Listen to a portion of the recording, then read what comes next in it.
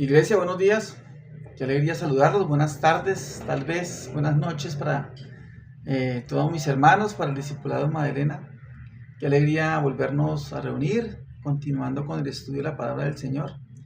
En esta ocasión, mis hermanos, vamos a continuar con el estudio del capítulo 18. Vamos a ver 3 versículos.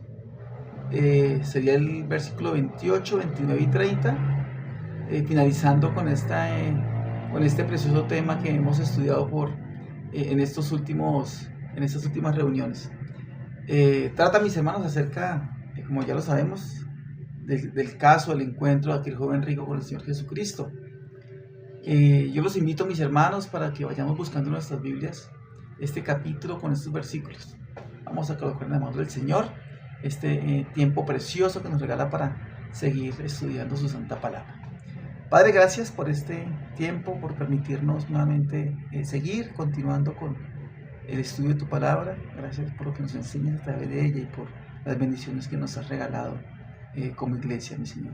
Anhelamos, Padre, que podamos aplicar cada verdad que nos has regalado a cada una de nuestras vidas para de esta manera poder reflejar así, mi Señor, el carácter de Cristo y poder, mi Señor, cautivar a aquellos que no te conocen, Padre Santo. Sabemos que toda la gloria es para ti y que eres tú quien actúa a través nuestro, mi Señor. En el nombre de Jesús. Amén. Bien, mis hermanos, entonces continuando con este precioso estudio que estoy seguro que nos ha regalado muchas enseñanzas. Hemos aprendido bastante de lo que el Señor nos ha querido enseñar. Entonces, en este pequeño parte de la escritura que nos regala, yo quise llamarla Dios premia la fidelidad de sus hijos. Entonces vamos a continuar, vamos a leer estos 3 versículos y ya vamos a entrar en detalle. Desde el versículo 28 dice: Entonces Pedro dijo: He aquí, nosotros hemos dejado nuestras posesiones y te hemos seguido. Y él les dijo: De cierto os digo que no hay nadie que haya dejado casa o padres o hermanos o mujer o hijos por el reino de Dios que no haya de recibir mucho más en este tiempo y en el siglo venidero la vida eterna. Bien, mis hermanos, esta enseñanza que nos regala el Señor es bastante diciente. Son solamente 3 versículos. Y recordemos el contexto de lo que hemos estado estudiando en cuanto a este tema. Y recordemos por un momento que se encuentra el joven por el Señor y él le da a entender al Señor que él ha cumplido absolutamente todo. Pero ya todos sabemos de que no es así. Él estaba convencido que su religión, en lo que él creía, era suficiente y de alguna manera estaba buscando ser aceptado delante del Señor. Pero el Señor le dice unas verdades espirituales donde él sale completamente confundido, triste. Y eso también de alguna manera repercute en sus discípulos, porque ellos estaban pensando de alguna manera también que ellos se identificaban con aquel joven rico, ¿cierto? No podían entender todavía, sus ojos aún no estaban completamente abiertos. Y ellos pensaban que este joven rico tenía razón también. Por eso viene la confusión de Pedro cuando dice: nosotros hemos dejado también nuestras posesiones y te hemos seguido. Entonces, ¿qué más toca hacer? Pero el Señor, en su sabiduría tan inmensa, le contesta de que el Señor tiene cuidado de todo, de que el Señor premia la fidelidad. No sabemos muy bien, mis hermanos, la intención que motivó a Pedro para decir lo que dijo. Pero sí estamos seguros, mis hermanos, que él dejó todo por seguir a Cristo, que más adelante iba a encontrar claridad en sus dudas, que más adelante iba a entender el por qué era necesario dejar todas las cosas para seguir a Cristo, estar dispuesto a dejar todo para seguir a Cristo. Así sea como en el caso de Pedro. Él dejó una barca, tal vez una microempresa de pescadería.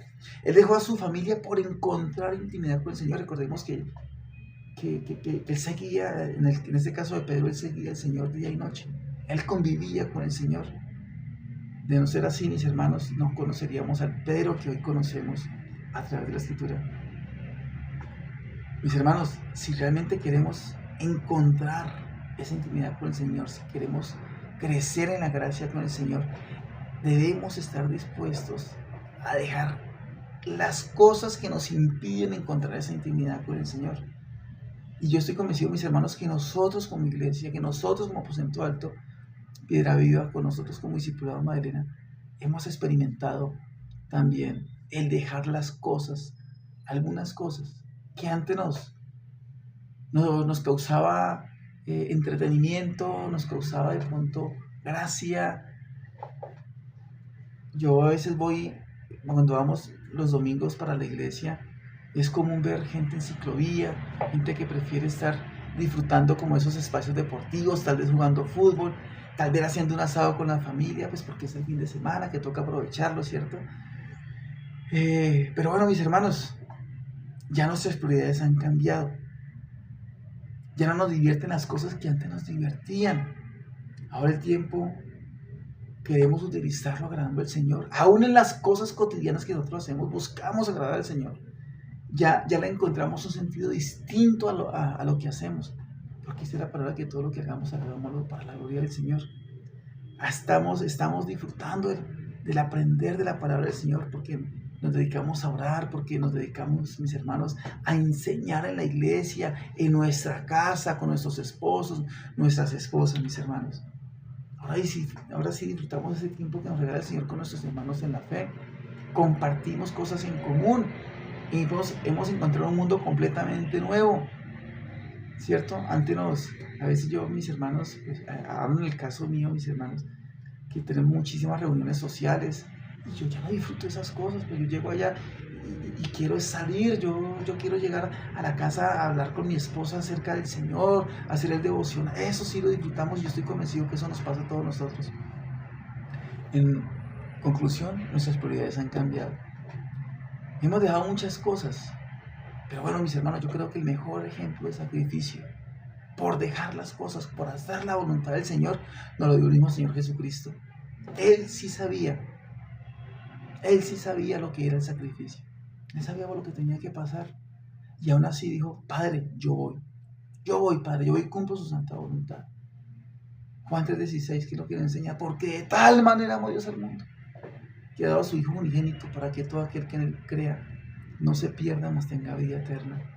Pero también, mis hermanos tesalonicenses, nos enseña, mis hermanos, en Filipenses, capítulo 2, versículos 6 al 11, dice, el cual siendo en forma de Dios no escatimó el ser igual a Dios como cosa que aferrarse, sino que se despojó a sí mismo, tomando forma de siervo, hecho semejante a los hombres. Y estando en la condición de hombre, se humilló a sí mismo, haciéndose obediente hasta la muerte y muerte de cruz, por lo cual Dios también lo exaltó hasta lo sumo y le dio un nombre que es sobre todo nombre, para que en el nombre de Jesús se doble toda rodilla, de lo que está en los cielos y en la tierra y debajo de la tierra, y toda lengua confiese, mis hermanos, que Jesucristo es el Señor, para gloria de Dios Padre. Entonces, mis hermanos, acá nos damos cuenta que el mejor ejemplo de sacrificio nos lo ha dado el Señor Jesucristo. Si nosotros llegamos a pensar que estamos cansados, porque nos puede pasar, mis hermanos, que estamos en una carrera donde tenemos que sacrificar muchas cosas, recordemos al Señor Jesucristo, que Él sí dejó todo, dejó su gloria y se hizo hombre como uno de nosotros para poder hacer ese trabajo perfecto de salvación. Versículo 29 y 30. El Señor contestándole les dijo, de cierto os digo, que no hay nadie que haya dejado casa o padres o hermanos o mujer o hijos por el reino de Dios, que no haya de recibir mucho más en este tiempo y en el siglo venidero la vida eterna, mis hermanos. Mis hermanos, el Señor no está diciendo que los creyentes debemos abandonar nuestras familias, que debemos despreciar lo que tenemos, no. Él lo que está diciendo es que lo que nos toque dejar, acá está la palabra clave, por el reino de Dios, pues que lo dejemos, ¿cierto? Cualquier cosa que nos impida tener una íntima comunión con el Señor, la vamos dejando de lado. El mismo Señor nos está convenciendo de todo eso para poder encontrar esa cercanía con el Señor. Y por supuesto que Él va a recompensar ese sacrificio. Él nos va a bendecir, no solamente en esta vida, sino en la vida venidera. Yo sé, mis hermanos, que cuando nos despegamos de cosas que nos impiden crecer al comienzo, no es fácil, pues porque vamos a tener un cambio de mentalidad, dice el apóstol Pablo, porque hemos nacido de nuevo, ¿cierto, mis hermanos? Pero el Señor acá en esta vida, Él nos ha prometido y lo ha cumplido, y somos testigos de eso, que nuestras vidas serán transformadas, que nuestra fe será acrecentada, que nos ha regalado comunión con hermanos en la fe, que tenemos una familia bendecida, que nos da sabiduría, que encontramos consuelo y esperanza. Eso nos lo da aquí, en esta tierra. Él nos da una provisión espiritual grandísima. Nos da esa confianza de creer en Él.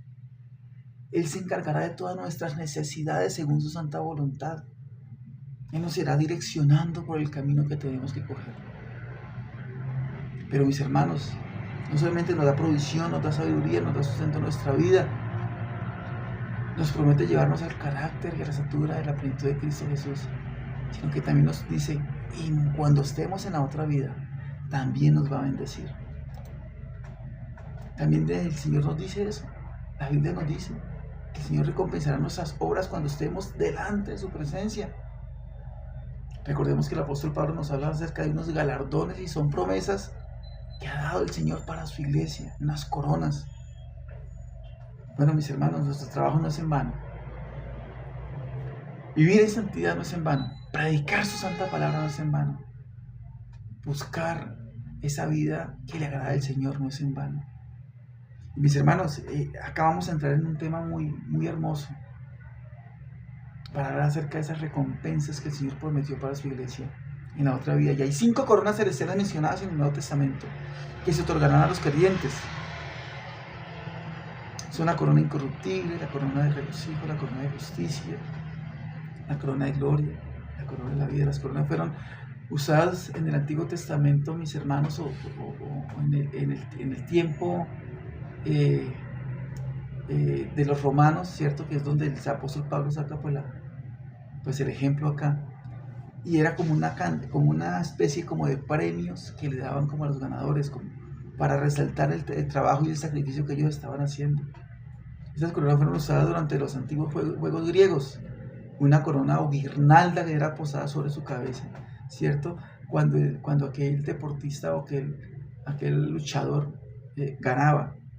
Este honor atlético se utiliza en sentido figurado en el Nuevo Testamento, acerca de las recompensas celestiales que el Señor va a dar y promete a todos aquellos que le han sido fieles.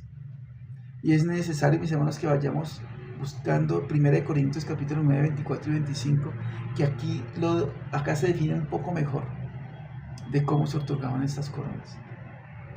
Dice 1 Corintios capítulo 9, versículo 24 y 25. ¿No sabéis que los que corren en el estadio, todos a la verdad corren, pero uno solo se lleva el premio? Corred de tal manera que lo obtengáis. Todo aquel que lucha, de todo se abstiene. Ellos a la verdad van a recibir una corona corruptible, pero nosotros un incorruptible. Y aquí ya entramos a ver la primera corona que el Señor nos está prometiendo. Es acerca de la corona incorruptible. Y vamos a seguir leyendo hasta el versículo 27. Dice, versículo 26. Así que yo de esta manera corro, no como la aventura, de esta manera peleo, no como quien golpea al aire, sino que golpeo mi cuerpo y lo pongo en servidumbre, no sea que, habiendo sido yo heraldo para otros, yo mismo venga a ser eliminado.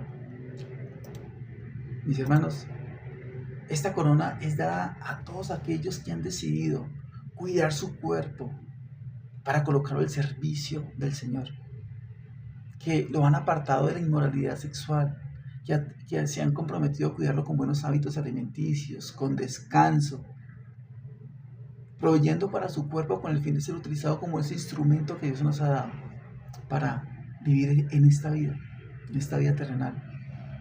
De hecho, mis hermanos, la palabra del Señor nos enseña que nuestro cuerpo debe estar al servicio de Dios como un sacrificio santo, como un sacrificio vivo, según Romanos capítulo 12, versículo 1. Pablo nos exhorta a cuidar nuestros cuerpos como atletas. Este es un instrumento, este caparazón que el Señor nos ha dado, debemos de cuidarlo, que esté siempre al servicio del Señor, ¿cierto? Pero bueno, esos atletas lo hacían por algo, por ganar un premio que se iba a desgastar. como dice Pablo, un premio corruptible, mas nosotros lo vamos a hacer por una corona incorruptible.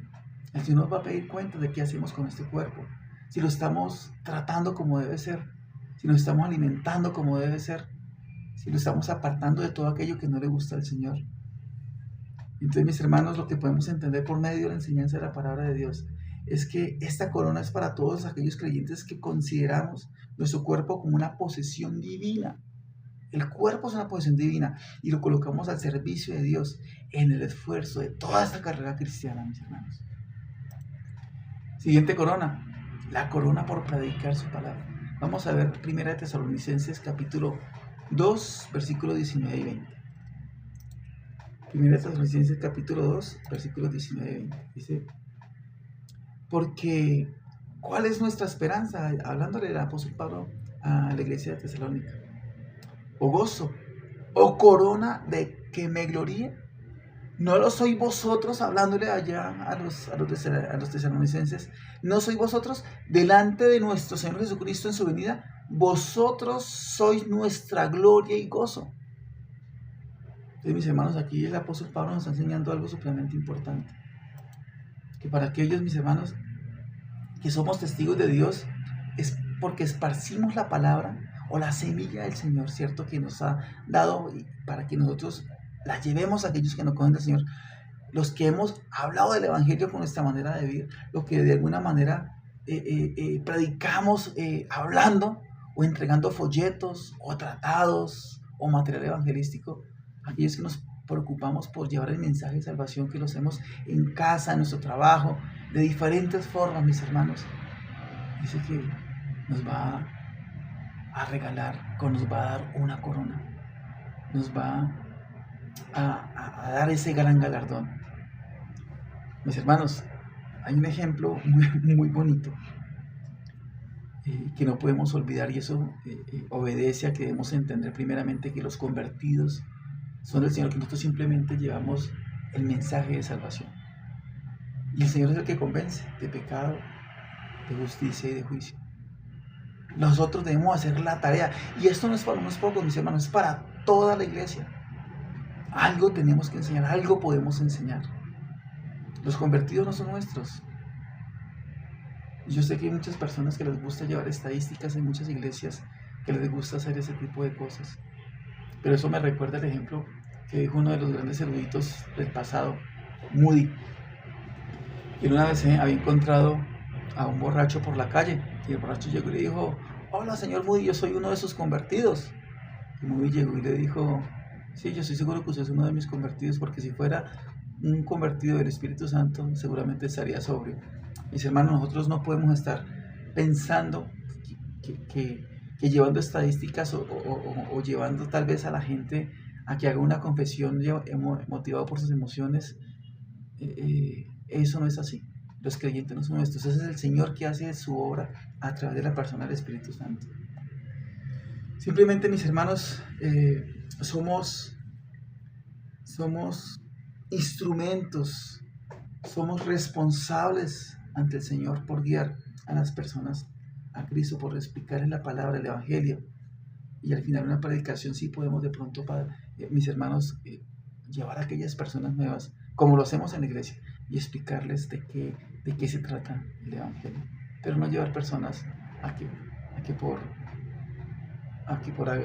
porque hagan algo de manera rápida, o una confesión, de pronto ellos que ni entienden qué es lo que están diciendo, pensemos que ya son creyentes. Entonces, mis hermanos, no nos podemos confundir.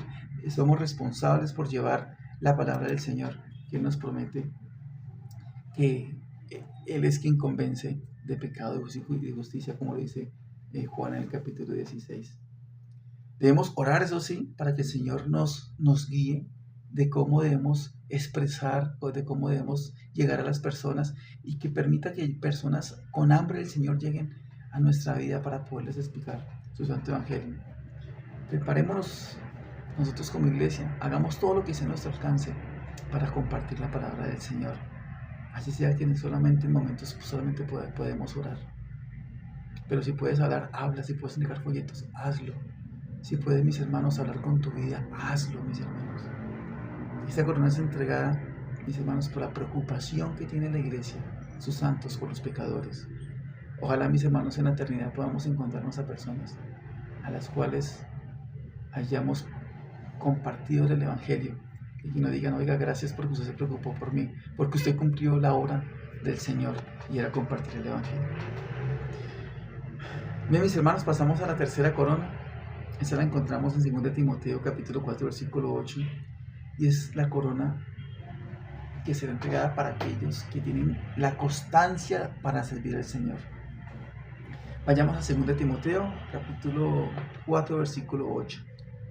Dice así, 2 Timoteo: por lo demás me está guardada la corona de justicia, la cual me dará el Señor juez justo en aquel día, y no solo a mí, sino también a los que aman su venida. Esa corona de justicia, acá lo dice de una manera tan clara el apóstol Pablo, que es para aquellos que esperan su santa venida, la venida del Señor. La doctrina del regreso de la segunda venida de Cristo es apática para muchísima gente. Muchos aceptan que Cristo haya venido por primera vez, pero no aceptan su segunda venida. Y no podemos olvidar que esta doctrina de la segunda venida de Cristo es muy importante para Dios, ya que es mencionada a lo largo y ancho de sus santas palabras. La Biblia menciona en repetidas ocasiones acerca de la segunda venida de Cristo. De hecho, el Señor dijo en Juan 14, capítulo 2 y 3, vamos a leerlo, mis hermanos. Juan 14, dice: en la casa de mi Padre muchas moradas hay. Si así no fuera, yo os lo hubiera dicho. Voy pues a preparar lugar para vosotros, y si me fuere y os preparé lugar, vendré otra vez y os tomaré a mí mismo, para que donde yo estoy, vosotros también estéis. El Señor nos ha prometido que Él vendrá por su iglesia, mis hermanos, y eso no lo podemos olvidar. La segunda venida de Cristo es esperanza para el creyente. Al comienzo del cristianismo muchos eran perseguidos por hablar acerca de la venida de Cristo nuevamente. Qué hermoso saber, mis hermanos, que el Señor está preparando un galardón especial para aquellos que anhelan esa bendita y esperanza, como lo dice Tito capítulo 2 versículo 13. Vamos a leerlos, uno de los versículos que a mí me encanta. Dice: aguardando la esperanza bienaventurada y manifestación gloriosa de nuestro gran Dios y Salvador Jesucristo. La iglesia está esperando su segunda venida, claro que sí. Entonces nosotros debemos vivir de acuerdo a esa bella esperanza. Hay un ejemplo muy bonito que cuenta un predicador, y dice que una cosa es amar la venida del Señor, y otra cosa es esperar la venida del Señor.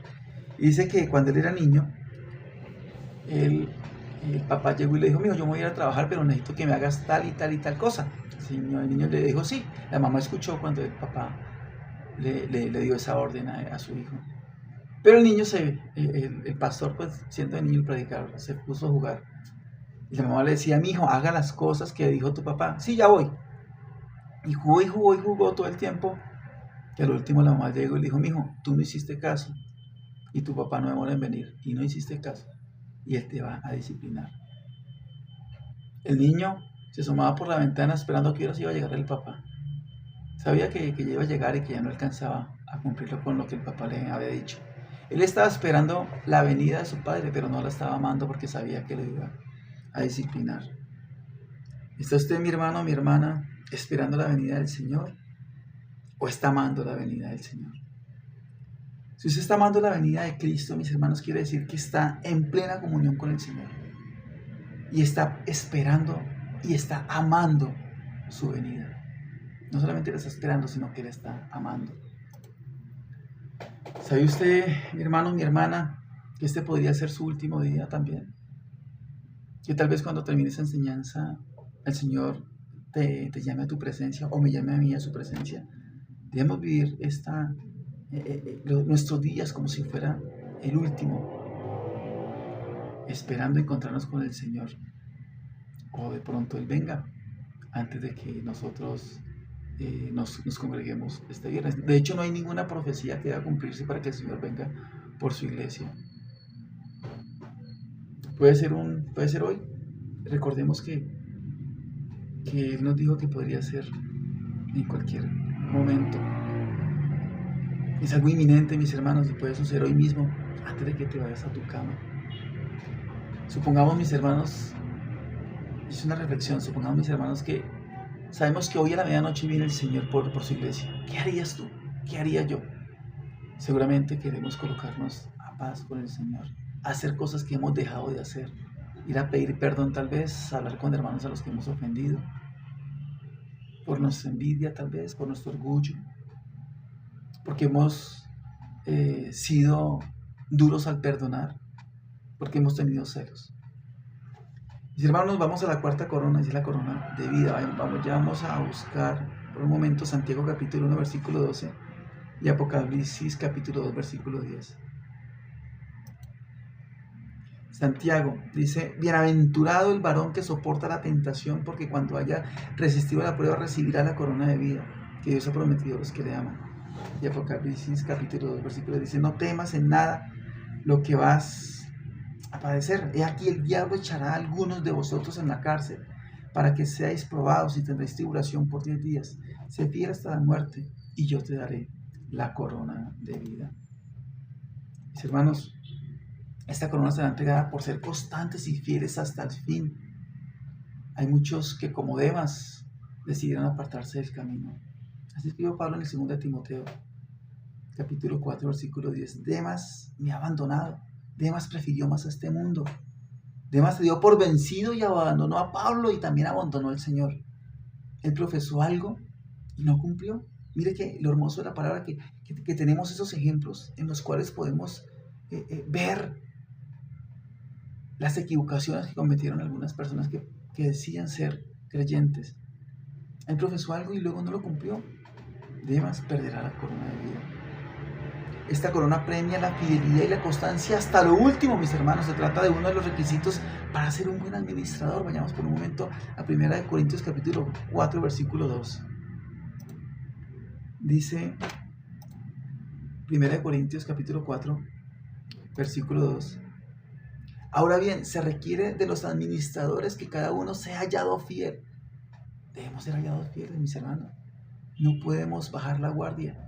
Tenemos que perseverar, tenemos que mirar ese galardón como lo hizo Moisés. Bien, mis hermanos. Desafortunadamente, muchos servidores han hecho una gran labor. Pero en el transcurso de su vida cristiana echan todo a perder. Tal vez algún descalabro emocional, caen en pecado de inmoralidad sexual. Mis hermanos, pensemos realmente lo que el Señor nos está enseñando. Ojalá, mis hermanos, que en lo que nos queda de vida procuremos ser fieles al Señor hasta el fin, a nuestro llamado, mis hermanos, a su santa palabra, haciendo la voluntad del Señor. Yo sé que esa corona, mis hermanos, es un desafío para todos los creyentes, de ser fieles hasta el fin. Y la quinta corona, mis hermanos, es la corona incorruptible de gloria. Vayamos a 1 de Pedro capítulo 5, versículo 2 al 4.